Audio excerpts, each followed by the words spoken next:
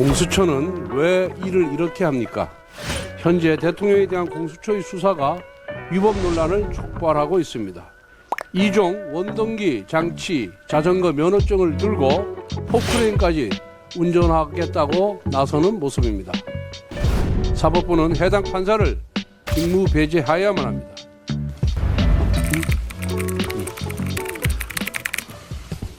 공수처는 왜 일을 이렇게 합니까?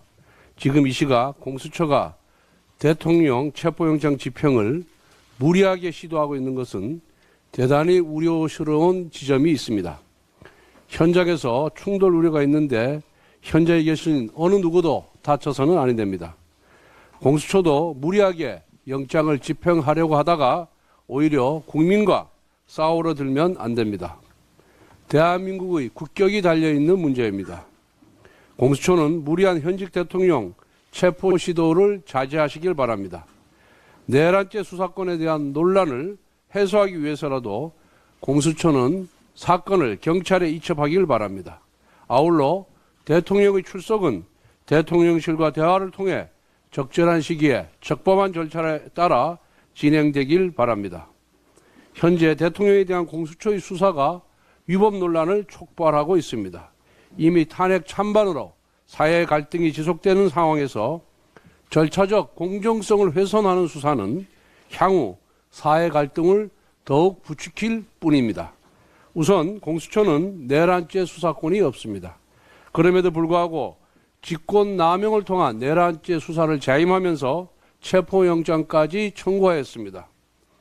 이종 원동기, 장치, 자전거 면허증을 들고 포크레인까지 운전하겠다고 나서는 모습입니다. 또한 공수처가 청구한 영장에도 문제가 있습니다. 통상 공수처의 영장은 서울중앙지법에서 해왔습니다.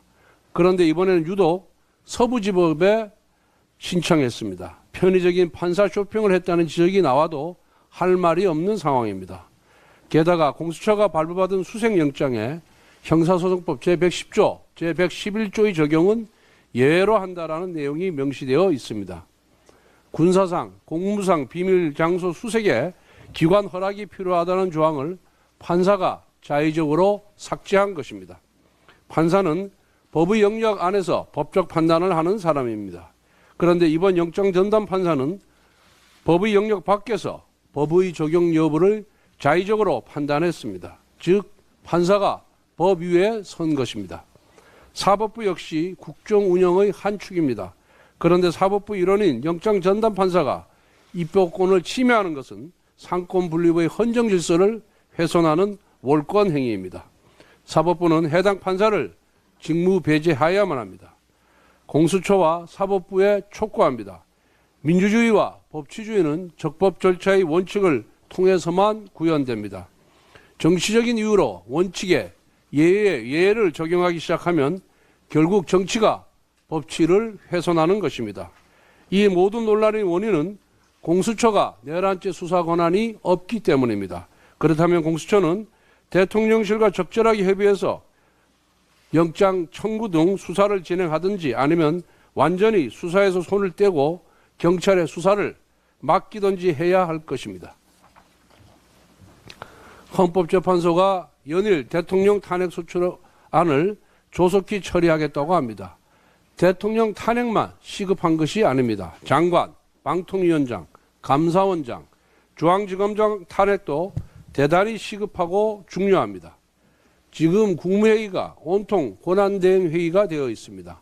탄핵을 행정부 곧박독으로 사용하는 민주당의 협박정치에 헌재가 경종을 울리지 않는다면 작금의 국정 혼란은 수습이 될 수 없습니다.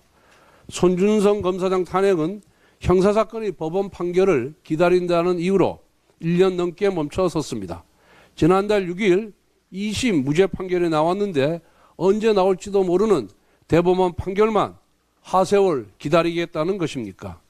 헌법재판소는 최재형 감사원장 탄핵에 대해 소추 사유가 불분명하다고 밝혔습니다. 탄핵 소추 사유가 분명하지 않으면 기각이나 각하시키면 됩니다. 이창수 중앙지검장 탄핵 심판은 국회 측에서 변론 준비 기일에 불참해서 단 3분 만에 종료되었습니다. 이것은 논란의 여지가 없는 민주당의 탄핵 재판 지연 전술입니다.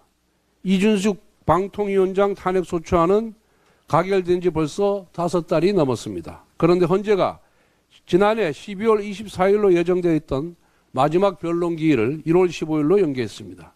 이것도 헌재가 야당의 민주당의 방통위원장 탄핵 심판 지연 전술에 동조한 것입니다. 한덕수 대통령 권한대행 탄핵 가처분 신청은 쟁점이 아주 간단합니다. 의결 종족수가 151석이냐 200석이냐만 따지면 됩니다.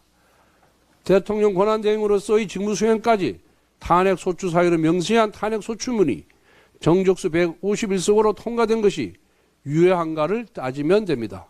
지금이라도 얼마든지 빠른 시간 내에 종결시킬 수 있습니다. 헌법재판소는 조속한 국정안정을 위해 헌재에 계류되어 있는 장관, 방통위원장, 감사원장, 검사들의 탄핵 소추안을 신속하게 처리할 것을 다시 한번 촉구합니다. 아울러 헌재에 당부드립니다. 야당의 엉터리 탄핵 소추문을 보완해주는 논리를 헌재가 개발하면 안 됩니다. 헌재는 국회가 제출한 탄핵 소추문에 입각해서 판단한 다음 인용, 기각, 각하 중에서 결론만 내면 됩니다. 국회가 탄핵 소추를 발의할 때는 중대한 헌법 또는 법률에 대한 위반 사항이 있는지를 명확히 심사하고 논란의 소지가 없는 탄핵 소추문을 작성하도록 헌법재판소가 준엄한 명령을 내릴 것을 촉구합니다. 오늘은 우리 당의 상임 고문이시자 15대 국회 전반기 국회의장을 역임하신 고 김수환 국회의장님의 연결식이 있습니다. 의장님은 고 김영삼 대통령의 민주화 평생 동지였고 의회 민주주의를 지킨 거목이셨습니다.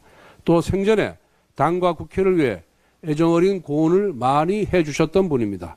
특히 우리 정치에 대화와 타협의 중요성을 많이 강조하셨습니다.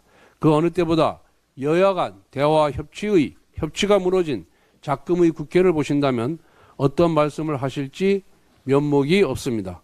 오늘 여야 정치인 모두가 김수환 의장님의 뜻을 새겼으면 합니다. 고 김수환 의장님의 명복을 빕니다.